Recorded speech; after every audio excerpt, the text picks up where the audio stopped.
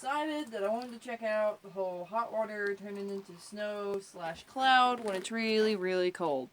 Let's see if I can get this for you. It doesn't do it completely, but it does very much make a cloud. It's like if it was sub-zero, the liquid itself would actually freeze, but it's not quite sub-zero. It's probably about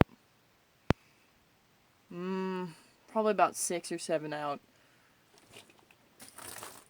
But still, vast majority of it actually does sublimate.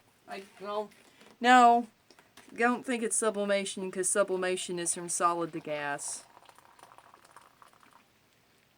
But still, it's neat. And earlier we froze bubbles.